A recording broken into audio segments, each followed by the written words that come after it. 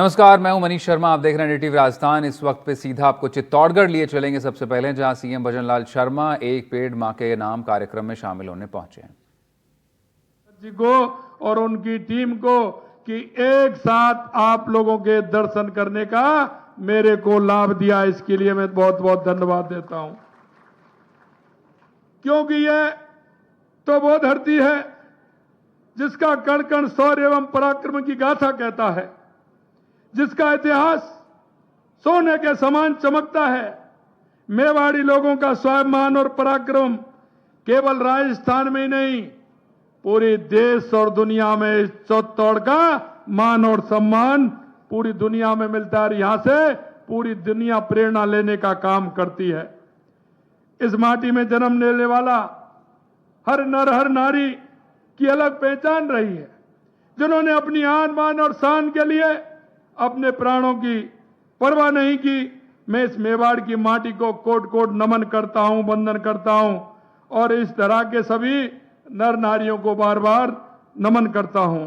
ये मेवाड़ की भूमि शक्ति भक्ति की भूमि है, ये शक्ति की भूमि है, ये वीर शिरोमणि महाराणा प्रताप की भूमि है, तो ये भक्त शिरोमणि मीराबाई की भूमि है।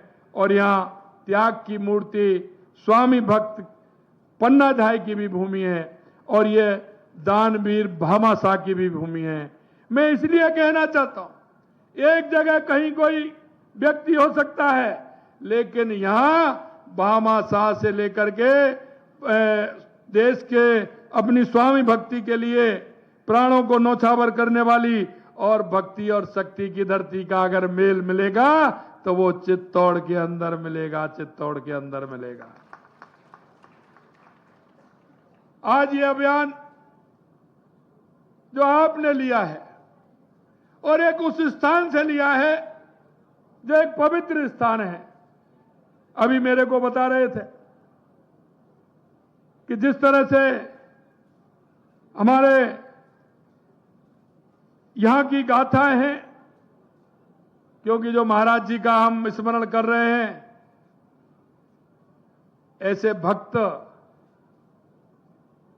सदियों में होते हैं और वो अपनी पहचान छोड़ते हैं और जनमानस में उसका प्रभाव होता है। हमें उन प्रभावों को बढ़ाते हुए हमें उनकी याद में आगे इसी तरह के कार्यक्रम करने से हमारे सनातन, हमारी संस्कृति मजबूत होती है। हमारी सनातन, हमारी संस्कृति मजबूत होती है। आने वाली पीढ़ी को हम उसका संदेश भी दे पाते हैं।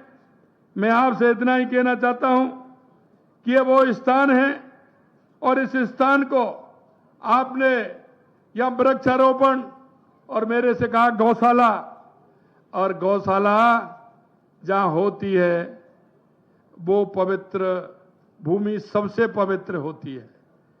और मैं आज आपको धन्यवाद देना चाहता हूं और यहां के सभी हमारे जो इस मंदिर के ट्रस्टी हैं उनको भी धन्यवाद देना चाहता हूं कि आज उन्होंने एक अच्छा काम और किया है कि गौशाला का निर्माण भी यहां होने वाला है, उसका रजिस्ट्रेशन भी हो गया।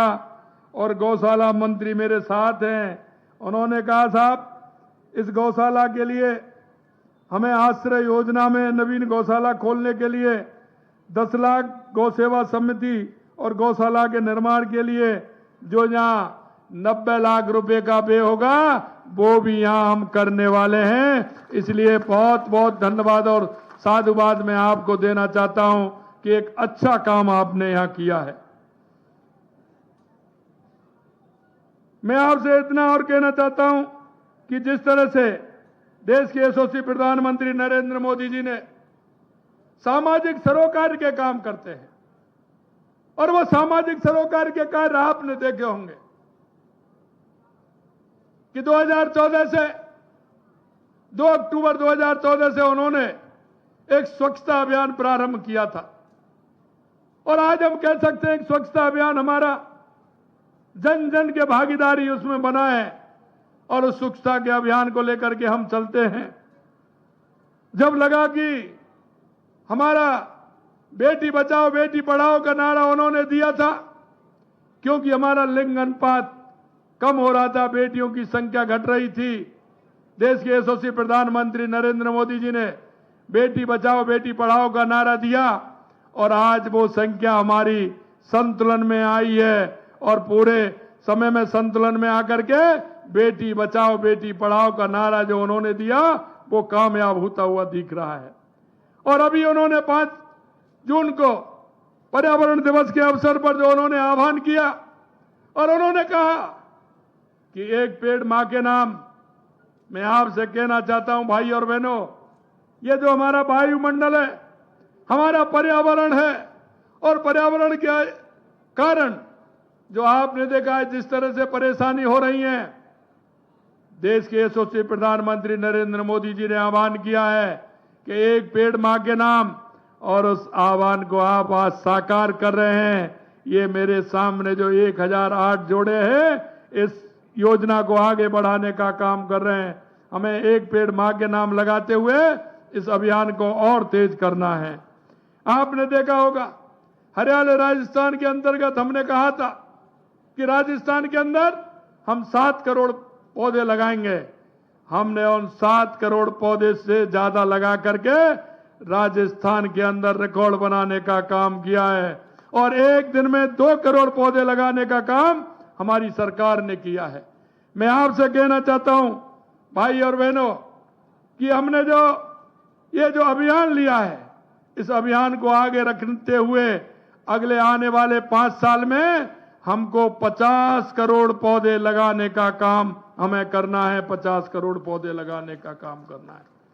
और मैं एक बात कहना चाहता हूं, जिसके मन में अच्छे काम करने की होती है, जिसके अंदर काम करने का जज्बा होता है,